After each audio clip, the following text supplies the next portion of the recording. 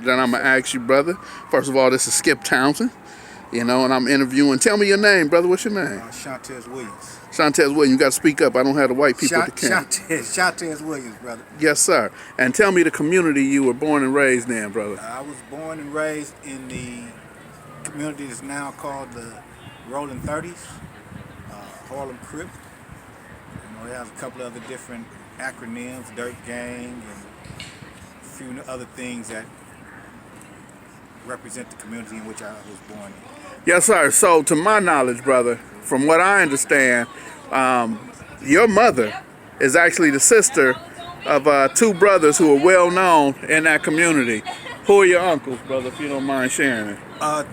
Two of my uncles that were part of the founders of the community in which I come from. You got to speak up, brother. Michael Johnson and Dennis Johnson. All right. And those are your uncles from your mom? Those are my mother's brothers in which I was raised in the house amongst them. Born in the house where they say it all started, how the foundation came together on 30th and Gramercy. All right, so let me ask you this. So I've seen where they were Harlem Crips. I've seen where they were Rollin 30s, but I also used to see on the wall OHC. So what is it? What is the O for? O was the original Harlem Crips. That's what OHC represented. Original Harlem Crips, meaning there were none like that particular community. There's none after. No other neighborhood or community was like that one. And so that's the pride they took in that, OHC.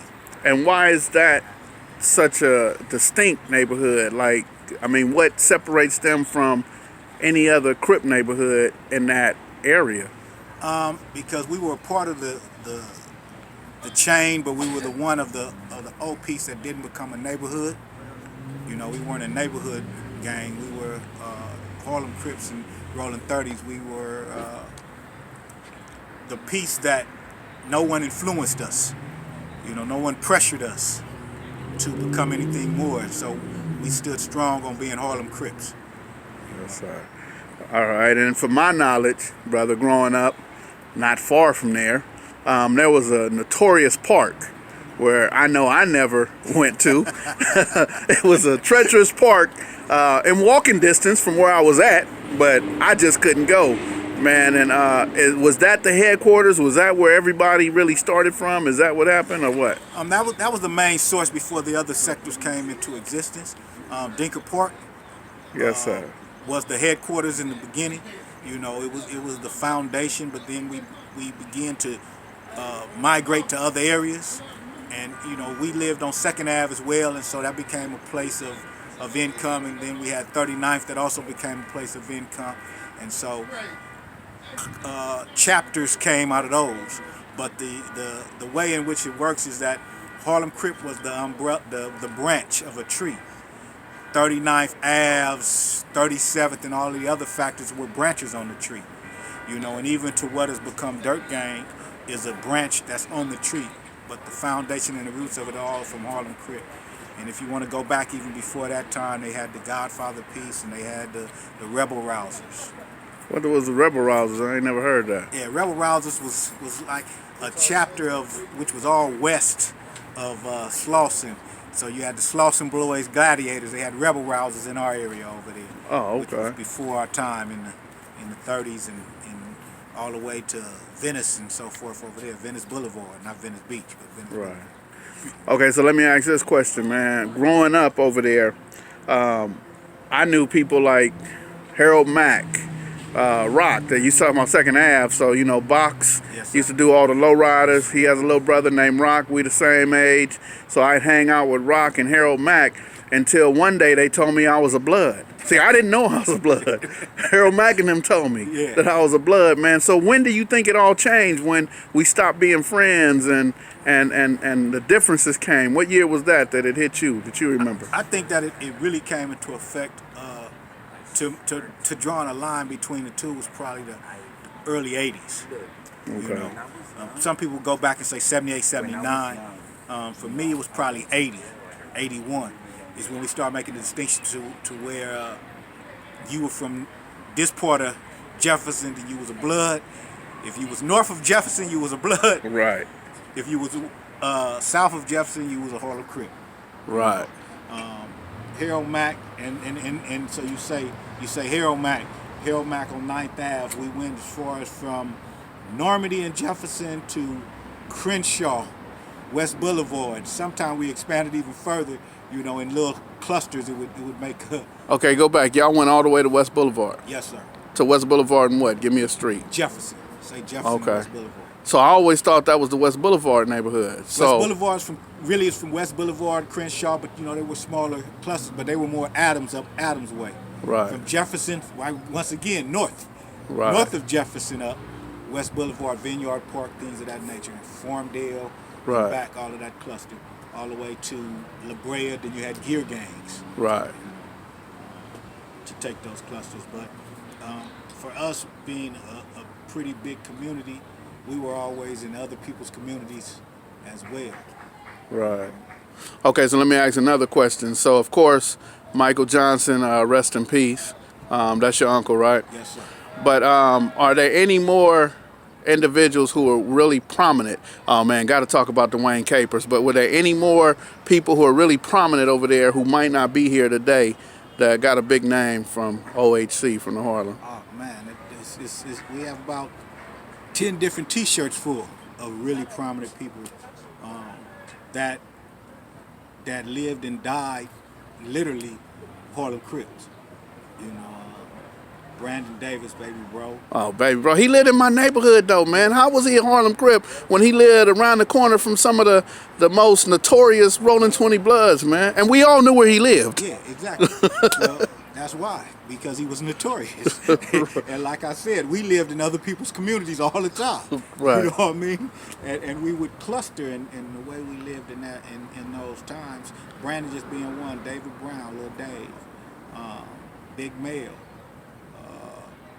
The list goes on. Those are just off the top of my head. The Wayne Capers, Harold Mack, none other Bird, Big Huck. Oh, Big Huckleberry. Terrence. Yeah. Yeah. All right, I got a question real quick. There was a dude, man, who I always looked up to. He had a Volkswagen back in the days. Used to be at Dorsey High School. But I would see him in the 30s, and then I would see him in the jungles. His name was Doodoo. Doodoo? No, Doodoo. Yeah. Doodoo. Do you remember Doodoo? Cocoa.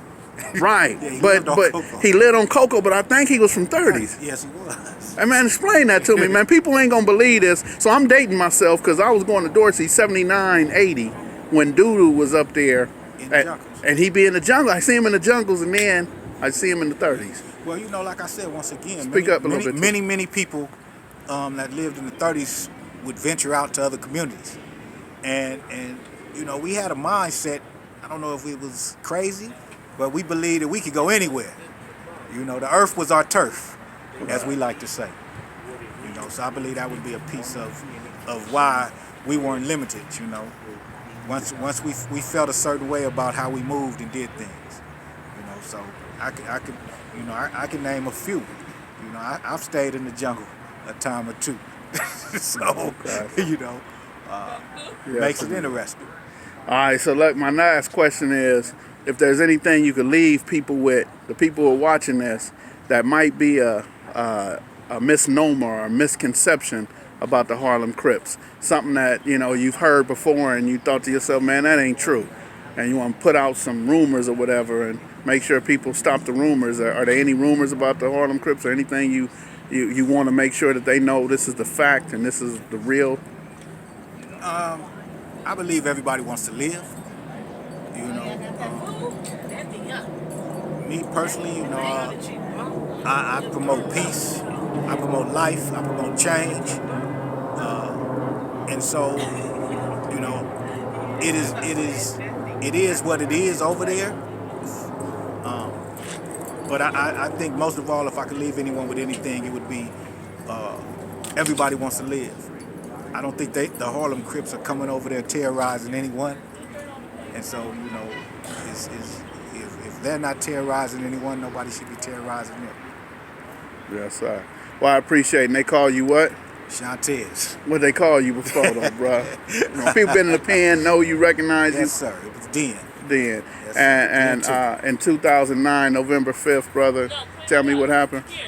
2000. Actually, my daughter, November 5th, 2007. Okay, my bad. 2007. My daughter was murdered. And you, instead of sending the Harlem Crips to go do damage to the community that did it, real quick, what did you do? Well, I couldn't send the Harlem Crips. What I did for me, because I don't speak, I'm a voice of reason, and I chose to say I forgive the young lady and that there would be no retaliation from my point. Everybody didn't agree, but they respected my voice for that moment. You know, that's from family and friends and people of the community. I didn't have the power to send nobody. Right, I just had the power to say this is what I felt, and for this time I wanted to try to break the generational curse. Yes, sir. So maybe you didn't have the power to send them, but you definitely had the power to stop them. Well, and that part was given to God, brother. And I appreciate you, brother Shonteze William. Thank you for doing this interview. And shout out and tell people to subscribe to Skipp Townsend on YouTube. You got it.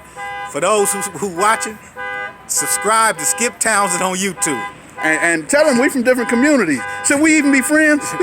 Well, I mean, the rules would say we shouldn't be.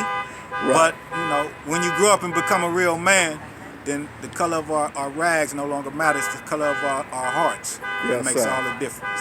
Yes, sir. Well, I appreciate you, brother. Thank you for taking the time to do that. Appreciate you. Thanks.